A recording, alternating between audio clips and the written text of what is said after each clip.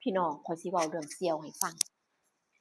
สิเป็นลักษณะว่าเพิ่นก็บ่ฮู้ทันแล้วก็บ่คิดแล้วก็บ่ระวังแล้วว่าผัวสิเป็นแบบนี้อนาคตแม่นบ่คือว่าคนเฮาเนาะพอมีครอบครัวเขาก็คิดว่าอยากจะสร้างฐานะ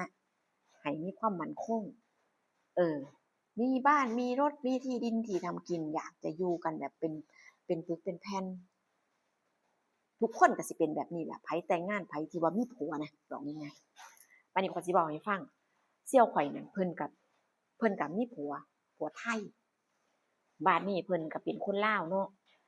บัดนี้เอากันบัดนี้ไปพ้อกันอยู่หม้องทำงานผัวเนี่ยเป็นคนขับรถส่งของเนี่ยมาส่งของที่ร้านที่เมียอยู่นี่แหละเมียเป็นร้านแบบแต่ว่าขายของซ้ำร้านใหญ่บางเทื่อเขาก็เอามาส่งสั่งมาเทื่อละล็อตแบบหลายๆจังซี้เพิ่นก็เป็นคนรับคนเช็กของรายละเอียดทุกอย่างจังซี้ก็มาพ้อก็มาเห็นกันก็มักกันแล้วก็ปิ๊งกันแล้วแม่นบ่บัดปิ๊งไปปิ๊งมาเที่ยวมาเรื่อยๆก็มักกันก็เอากันไปอยู่นำเอากันไปอยู่นำก็คือว่าง่ายๆว่าก็มักฮักกันไปอยู่นำกันซาจังซี้นะสร้างอนาคตนำกันเออนางก็ไปบัดนี้ก็ออกจากงานที่เฮ็ดนี่เด้เพิ่นก็ออกจากงานที่เฮ็ดเพิ่นว่าแล้วก็ไปอยู่นำผัวไปอยู่นำผัวนี่ก็คือว่าเวลาผัวไปเฮ็ดงานนี่ก็ไปนำกันไปนำกันแล้วบัดนี้แรกๆนางก็ว่าโอ๊ยมันบ่เวิร์กว่ะคือแบบว่าเงินเงินมันแบบว่ามันบ่ได้อะเนาะเพราะว่าก็ไปนำผัวแม่นบ่ล่ะแล้วบัดนี้ก็เลยว่าต่างคนต่างเฮ็ดอืม เฮ็ดมาอยู่นำกันมาเป็น10ปีข้อยสิเว้าให้ฟัง10ปีบัดนี้นางก็อยู่ในฐานะเมียพ่อแม่พี่น้องเขาก็ฮู้ว่าผู้หญิงคนเนี้ยเป็นเมียเป็นลูกสะใภ้ข้อยเป็นหลานสะใภ้ข้อยเพราะว่าหยังผัวนี่ก็พาไปหาพ่อหาแม่พาไปปกติคือเขาก็แนะนำให้รู้จักเบิดบ่ได้ปกปิดเออบางเทื่อก็เมื่อบ้านจังซี้บัดนี้ก็ตัดสินใจว่าเก็บเงินได้ก้อนหนึ่งบัดนี้ เอ่อซื้อดินซื้อดินอันปลูกยางบาดนี้ปลูกซื้อดินปลูกยางแล้วก็พอเสร็จเรียบร้อยเฮ็ดบ้านเฮ็ดงานเก่งอีหลีเด้อเงินเดือนแบบว่า2คนนี่นับเป็น10ๆปีเนาะเงินเก็บเนาะแม่นบ่ก็มาเฮ็ดบ้านล่าสุดก็มาออกรถก่อนมันสิเรื่องใหญ่เดะออกรถบัดนี้คือว่าผู้นี่เนาะก็ได้แนะนำว่าเอาแล้วเฮ็ดหลายจังซี้ คือคือแบบว่าทุกอย่างเนี่ยมันจะขึ้นเป็นชื่อของผัวเบิดเพราะว่าเจ้าบ่ได้อยู่ในทะเบียนบ่ได้จดทะเบียนบ่ได้อยู่ในแบบว่าความถูกต้องในกฎหมายกะบัดนี้ก็ว่าเอาเป็นหยังคือบ่ไปจดทะเบียนเป็นหยังคือบ่เฮ็ดแบบว่าให้เจ้าของมีแบบว่ามีหลักประกันแหน่น่ะแหมก็บอกว่านางก็บอกว่าอุ๊ยมันใช้เงินหลายมันใช้เงินหลายเสียเวลาทำงานนำเพราะว่าก็จริงอยู่เพราะว่ามันก็ต้องการทำเรื่องแม่นบ่ มันใช้เวลาแล้วก็ใช้เงินเพิ่นก็บอกว่าข้อยต้องเฮ็ดงานแล้วก็คือก็คิดว่าผัวเนี่ยรักกันมาตลอดนะบ่มีหยังที่แบบว่าสิผิดพลาดแบบว่าเฮ็ดให้แบบว่าเคืองใจเลยคือจั่งผัวนี่เทกแคร์เมียดีๆเพราะว่ารักเมียน่ะว่าง่ายๆแล้วก็มีลูกนำกันจังซี้นะลูกนำกันผู้หนึ่งลูกนำกันผู้หนึ่งคือระหว่างต่างคนต่างเฮ็ดงานบัดนี้ก็เอามาให้แม่เลี้ยงหมายถึงว่าให้ย่าเลี้ยงจังซี้นะบัดนี้บ้านก็แล้วรถกำลังซื้อ เออซื้อนี่ซื้อที่แบบผ่อนนั่นแหละบาดนี้ทุกอย่างสิเป็นชื่อของผัวเบิดเดะอืมเป็นชื่อของผัวเบิดบาดนี้ด้วยความไว้ใจเนาะผัวข้อยอิหยังจั่งซี้สร้างนำกันคือมองด้วยความรู้ความเข้าใจนะเข้าใจของเฮาจังซี้นะว่าผัวข้อยซื้อนำกันเออไผสิมาเอาไปได้ไผสิมาเอาของข้อยได้ ข้อยเฮ็ดข้อยสร้างมาเป็นนับเป็น10เป็น20ปีแล้วจังซี้นะเออนางก็ว่าแบบนี้แต่ว่ามันก็บ่แน่นอนมันบ่มีอิหยังที่แน่นอนดอกชีวิตคู่น่ะบาดนี้คือผัวนี่ก็ลักษณะเหมือนกับว่าบ่ได้มีผู้หญิงใหม่หรอกแต่ว่าเวลาที่แบบว่าคือปัญหาที่ว่าเฮาอยู่นำกันอายุมากเนาะบางครั้งบางทีมันก็มีกระทบกระทั่งกันจังซี้นะผัวนั่นก็สิว่าเอ่อทุกอย่างเนี่ยมันเป็นของผัวเบิดเป็นของเขาเขาว่ามันก็ถูกเพราะว่า ซื้อทุกอย่างเฮ็ดทุกอย่างมันขึ้นชื่อผัวเบิดเดะเพราะว่าเจ้าของบ่มีเอามาเป็นชื่อเจ้าของบ่ได้แม่นบ่ล่ะบัดนี้คือนางก็ได้แต่ฟังแต่ว่าคันอยากไปเฮ็ดก็บ่อยากเบิดเงิน อยากสิไปเฮ็ดให้มันถูกต้องจดทะเบียนนู่นนี่คือคนอื่นอะก็ย้านเบิดเงินบัดนี้แต่ว่าณปัจจุบันนั่งอยู่เนี่ยนั่งก็อยู่ไสเป็นบัตรแรงงานแต่มันก็ช่วยหยังเจ้าบ่ได้เดะมันก็ช่วยหยังบ่ได้บัดนี้นางก็เฮ็ดไปผิดกันในมื้อหนึ่ง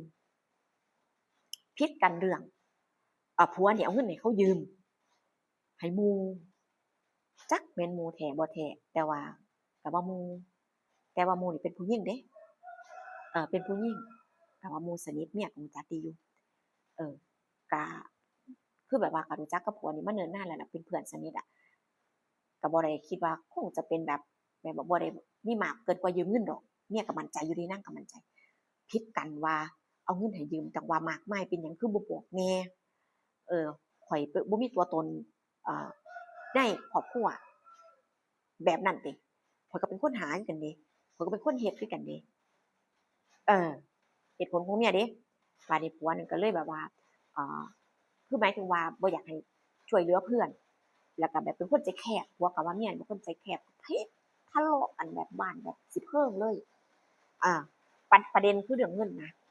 บัดนี้พอผิดกันเป็นเรื่องใหญ่ผัวก็เลยหลุดปากออกมาว่าเหมือนกับว่าไล่เมียหนีนั่นนะว่าถ้าบ่อยากอยู่ก็ไปสิไปไสก็ไปแล้วเสียหวังว่ากูสิให้อิหยังสักอย่างที่เคยเฮ็ดที่มีมาเพราะว่าทุกอย่างคือของเขาเขาว่าเออนางว่าผัวเรานี่บอกว่าทุกอย่างคือของเขาเราบ่มีสิทธิ์หยังไล่หนีอะเมียหนีไล่หนีนะแต่วันที่ทะเลาะกันเลยไล่หนีบัดนี้ความโมโหเนาะความโมโหเมียก็เลยหอบเสื้อผ้าแล้วก็เงินที่ทำงานนั่นแหละเก็บเล็กๆน้อยๆติดกระเป๋าไปอืมติดกระเป๋าไปบัดนี้ด้วยความโมโหเนาะติดกระเป๋าไปนี่ก็คือแบบว่ามื้อหาพ่อแม่เดะเออหอบกระเป๋ามื้อหาพ่อแม่ด้วยความเสียใจแรงว่าซั่นเถาะเสียใจแรงว่าก็บ่เคยทะเลาะกันแบบรุนแรงขนาดนี้เดะบัดนี้อ่า พ่อพ่อกลับไปด้วยความโมโหด้วยความโมโหก็คือว่าทุกอย่างนี่คือแบบว่าตอนผ่านข้ามไปบ้านเจ้าของจังซี้เอกสารอิหยังทุกอย่างจังซี้ก็บ่ได้รักษาสิทธิ์อิหยังก็คือแบบขาดพุดไปเลยความโมโหเครียดว่าซั่นเถาะเครียดแต่ว่าสติสตังค์บ่อยู่กับตัวเนี่ยก็กลับไปบัดนี้กลับไปพอใจเย็นผัวนี่นับตั้งแต่วันแรกที่เมียออกจากบ้านเลยแยกตัวออกไปนี่บ่เคยโทรนำจักเทื่อ บ่โทรนำบ่ถามข่าวว่าฮอดบ้านแล้วบ่ตอนไสอยู่ตอนนี้อยู่ไสอิหยังจั่งซี้บ่เดะบ่ถามเลยบัดนี้เมียก็บ่โทร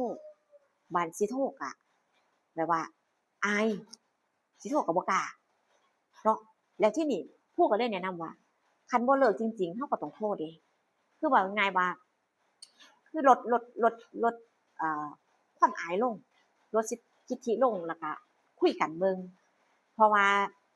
ไปนับเป็นเดือนๆนี่อีหยังมันก็เกิดขึ้นได้ในบัดนี้คือว่ากลับไปตั้งหลักใหม่แล้วก็เฮ็ดให้มันให้มันถูกต้องถ้ามีโอกาสบัดนี้นางก็ว่าสิลองเบิ่งนางก็โทรไปผัวบ่รับโทรไป3 วันเรียงติดโทรไปผัวบ่รับติดอยู่หั้นน่ะบัดนี้ คือเมียก็คิดฮอดนะบอกง่ายๆว่าใจเย็นแล้วก็สิคิดฮอดผัวจังซี่ก็หาที่ระบายอะหาที่ระบายอยากมีไผสักคนหนึ่งอ่ารับฟังจังซี้นะนางก็บอกว่าเขาสิเฮ็ดจั่งใดวะสิไปหาเขาโลดบ่เออเพิ่นก็ออกความคิดว่าสิไปหาเขาโลดบ่แต่เอกสารอิหยังมันก็คือแบบว่ามันถูกแบบว่าอันนั้นเบิดแล้วจังซี้แหมก็ต้องเฮ็ดใหม่อยู่บัดนี้ก็ลักษณะมันก็ไปเจียมซื่อๆเดะบัดนี้นางก็ว่าเนาะ แล้วทีนี้นางก็แชตมาคุยนะว่าสิเฮ็ดจั่งใดบัดนี้ก็คือฮอดเขาแล้วก็คิดอ่านำสิ่งของที่เจ้าของเฮ็ดนี่นะบ่ว่าจะเป็นที่ดิน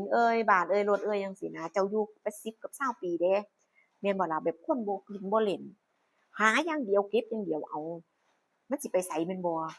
ยากได้หยังมันก็ต้องได้ถ้าเป็นแบบนี้บัดนี้ก็ได้แบบว่ามันหลายนะสร้างไว้นำกันหลายบัดนี้ นางก็เลยว่าเอ้าสิไปหาบ่หรือว่าเขาบ่สบายหรืออิหยังเกิดอิหยังขึ้นจังบ่รับ แต่ว่านานปานนี้มันก็น่าจะใจเย็นลงบ้างคือความคิดเนาะว่าใจเย็นลงบ้างแบบว่าก็สิคิดฮอดคิดถึงกันนี่ตั่วแม่นบ่พ่อแม่ๆเป็นหยังคือบ่รับจังซี้แหมแล้วทีนี้เนาะคือว่าเราก็บ่ฮู้แล้วว่า